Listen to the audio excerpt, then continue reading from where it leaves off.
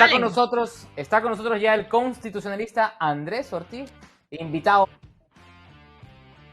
Es abogado, doctor en jurisprudencia por la Universidad Católica de Santiago de Guayaquil, máster en Derecho de Empresas por la prestigiosa Universidad de Navarra en España, máster en Ordenamiento Territorial por la Universidad de Barcelona, editorialista de Diario El Universo y catedrático de Derecho Municipal también en la UCSG. Doctor Ortiz, muy buenas noches. Bienvenido, como siempre, a su casa.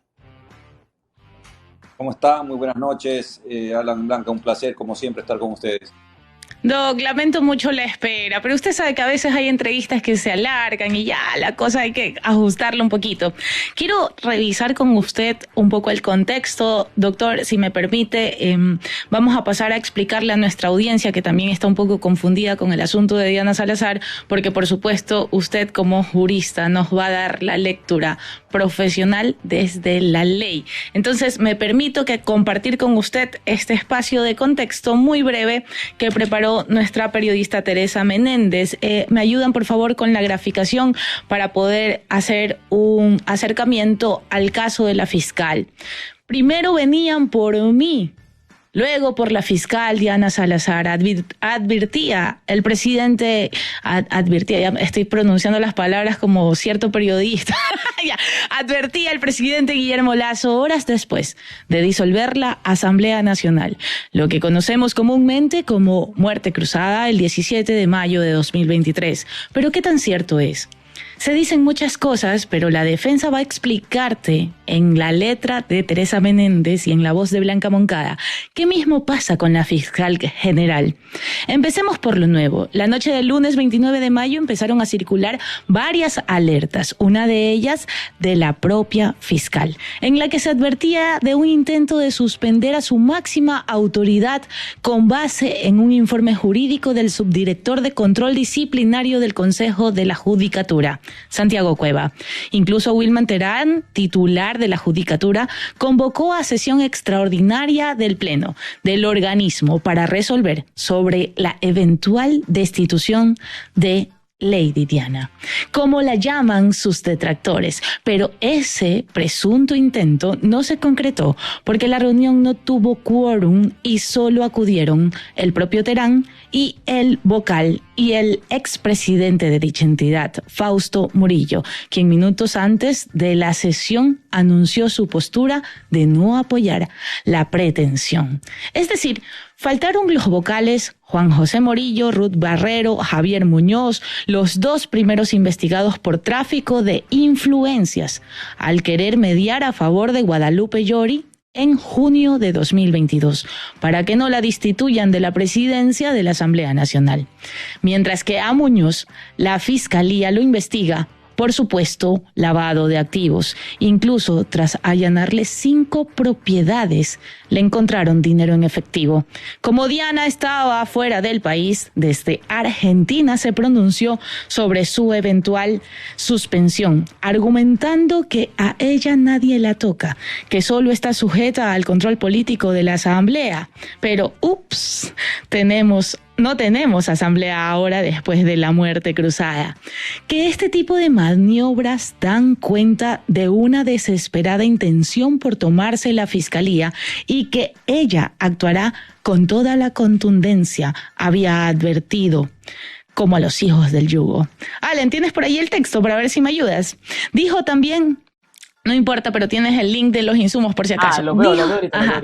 Dijo también que era una especie de represalia en su contra por la investigación que le sigue a los vocales de la Judicatura y en declaraciones recientes señaló directamente a Rafael Correa, Jorge Glass, Freddy Carrión, Pablo Celi, quienes buscan su impunidad de acuerdo a la fiscal. Lo tienes, Allen, ¿no? Lo tengo, sí. Ajá. Pero, ¿de dónde nacen estos intentos de bajarla del cargo? Es un secreto a voces que detrás de Diana Salazar están muchos opositores, pero esta vez la denuncia proviene del colectivo Acción Jurídica Popular, específicamente de una de sus integrantes, Priscila Echetini, esposa del ex defensor del pueblo Freddy Carrión, sentenciado en octubre de 2021 a 3 años de prisión por abuso sexual a la pareja del ex ministro de Salud, Mauro Falconit. ¿Qué dice la denuncia? Echetini y el colectivo acusan a la fiscal Salazar de plagio en su tesis de grado en la Universidad Central. Nosotros hablamos con Angélica Porras, otra de las integrantes de este colectivo, y textualmente respondió: de las 127 páginas de la tesis, al menos en el 40% hay plagio. La tesis, dice Angélica Porras, tomó ideas de documentos anteriores y no los citó. Párrafos y hasta páginas enteras que se toman al pie de la letra, lo que dice un autor sin hacer la respectiva referencia. Hablamos de citas del 97, del 99, del 2002, del 2003 y 2004. Por cierto, que no haya citado no significa necesariamente que sea plagio, también puede ser una mala citación de las normas APA, pero en fin. Importante. Además, agregó, hay referencias de textos de primer y segundo curso del colegio. En resumen, el rigor académico de la tesis es muy malo, sostiene este colectivo, que parece que ahora son expertos en analizar tesis, ¿no? Sigamos, Allen, para la última parte, antes de por qué el Consejo de Participación está al frente de esto. Ok. ¿Por qué el Consejo de Participación asume esto? Porque es la entidad que designó a Diana Salazar como la ganadora del concurso de Fiscal General del Estado en abril de 2019, tras alcanzar 88,17 puntos sobre 100. La verdad es que un buen puntaje, ¿no? Es decir, Diana Salazar es una de las autoridades que dejó el Consejo Transitorio de Julio César Trujillo, que en paz descanse, por cierto, para los siguientes 6 años. Es decir, Diana Salazar, como fiscal general, debe estar en el cargo hasta abril de 2025. Sin embargo... Importante, sí. Eso, básicamente yo creo que está allí, ¿no? Sí, aquí vamos a escuchar a la fiscal, por favor, John, el byte número 8, porque vamos a ampliar información de lo que dijo Diana Salazar, de este señalamiento puntual que están haciendo de un supuesto plagio de su tesis. Vamos a escuchar el byte de la fiscal en unos minutos hasta que lo tengan. Andrés Ortiz, doctor, primero su lectura general de esta polémica que ha surgido en medio de tantas polémicas que tiene nuestro país. Muy buenas noches a todos los amigos que nos están viendo y escuchando por este medio. Básicamente es importante aclarar varios conceptos, ¿no? El primero es que el control político que tiene la fiscal nace de la Constitución y le corresponde a la Asamblea Nacional a través de un juicio político, porque es de aquellos funcionarios que para ser destituidos necesitan de una decisión del Pleno de la Asamblea Nacional, comenzando por ahí. Es la norma suprema y por lo tanto cualquier norma jerárquicamente inferior pues no puede contradecir la norma constitucional, comenzando por ahí. Segundo, debemos recordar que hay una sentencia interpretativa de la Corte Constitucional que en el común de las personas que nos están escuchando, para no ponerme jurídico, blindó las decisiones del Consejo de Participación Ciudadana transitorio presidido por el extinto Julio César Trujillo, y puntual y señaladamente expresa esta sentencia de la Corte Constitucional y lo dice textualmente, Blanca, dice: no podrá bajo ningún concepto el Consejo de Participación que sea electo de manera definitiva podrá revocar o dejar sin efecto las decisiones de designación que el Consejo Transitorio hubiera adoptado durante su conformación. Entonces aquí tenemos dos cosas muy importantes, ¿no? Y el tercero es que el Consejo de Participación Ciudadana no puede destituir a la fiscal porque no tiene esa facultad en atención a esta sentencia de la Corte Constitucional. Entonces, control político solamente a la Asamblea. El Consejo de Participación Ciudadana la elige a Diana Salazar, sentencia de la Corte que dice que no se puede tocar las decisiones del Consejo de Participación Transitorio. Ese sería, en mi concepto, una primera aproximación al tema que nos estás planteando, Blanca. Sí, y recordemos que esto último que usted está aclarando, que es importantísimo que la gente lo sepa, porque, insisto, las narrativas, como nos pasó con el juicio político, empiezan a azararse de varios bandos y de dos extremos, los pro fiscal y los antifiscal, y nosotros estamos allí para poder explicarles lo que procede por ley. La única entidad que puede destituir a una fiscal es la Asamblea. ¿Correcto, doctor?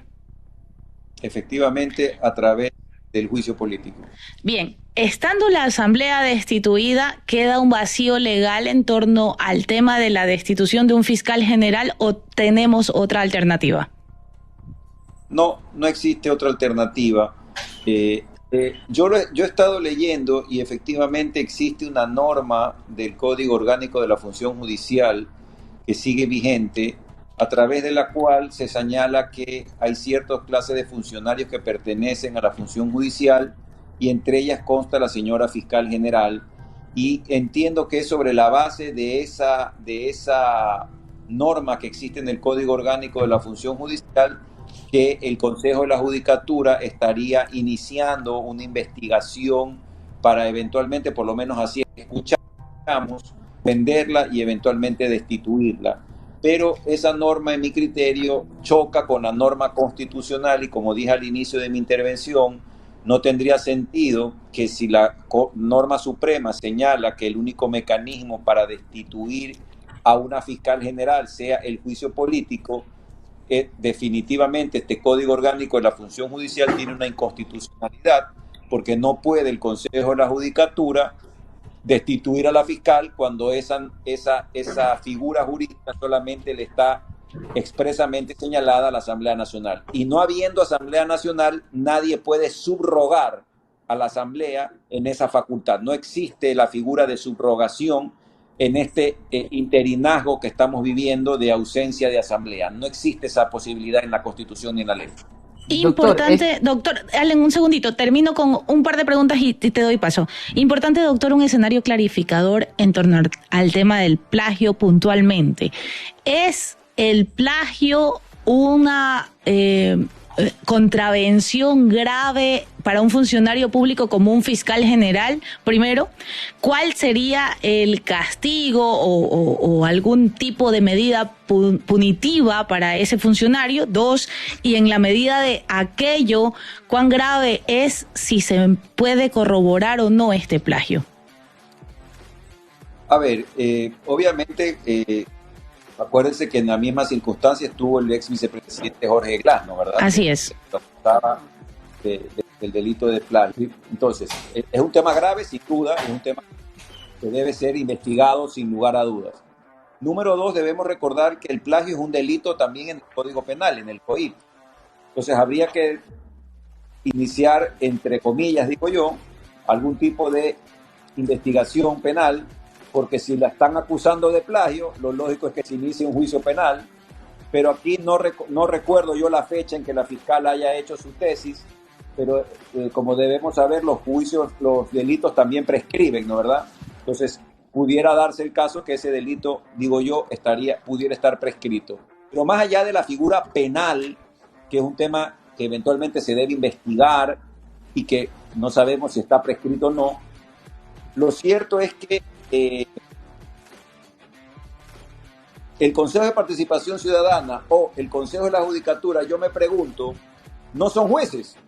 Entonces la gran duda es cómo pueden determinar que ha habido plagio si al final del día el único que puede determinar la ocurrencia de una situación de esa naturaleza es un juez de lo penal, a través de una investigación previa de fiscalía y con una decisión judicial. Entonces, la verdad es que sí suena un poco tirado de los cabellos que organismos que no tienen la facultad ni la competencia para declarar efectivamente que existe un plagio puedan acusar a alguien de plagio, porque obviamente, repito, eso debe demostrarse judicialmente, no administrativamente.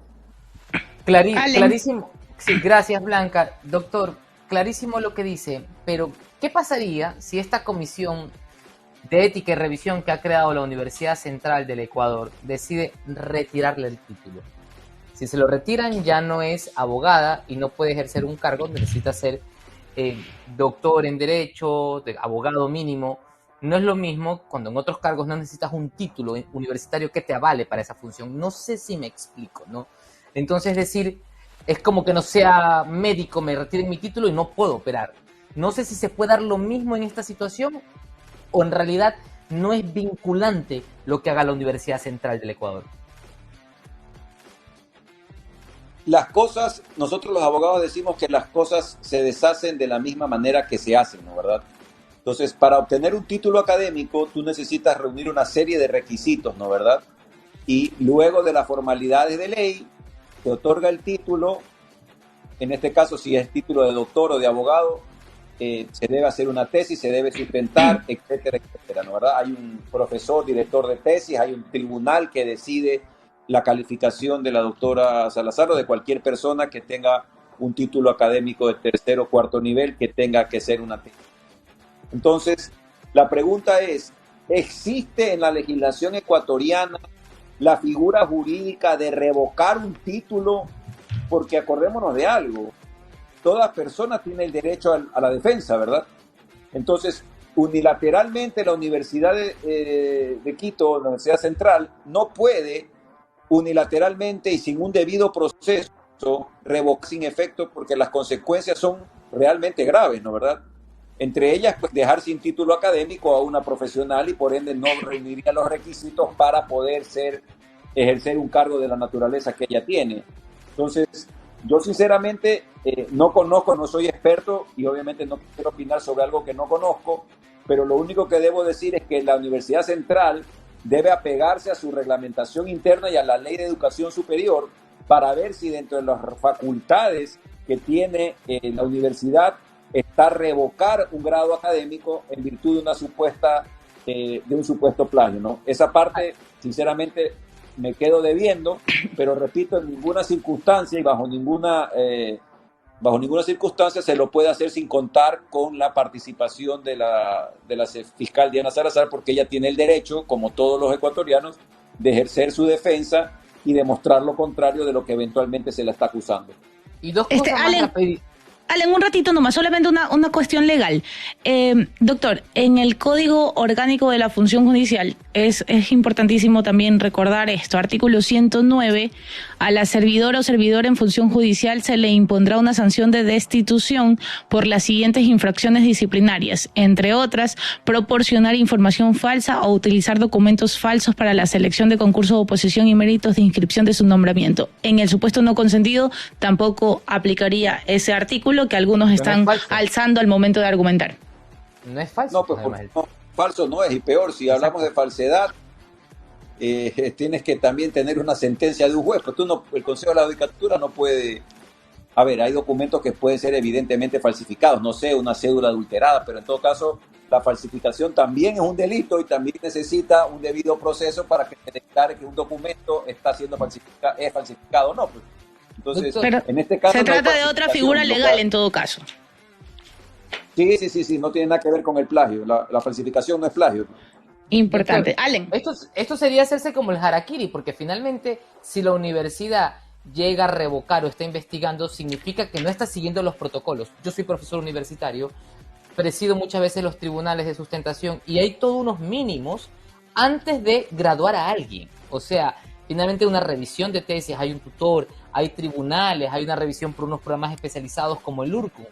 O sea, si la universidad hace eso, significa que no es la primera vez, en el caso de ser cierto, de que hay un plagio. O sea, también hay una responsabilidad total. Están yéndose contra el prestigio de la misma Universidad Central del Ecuador.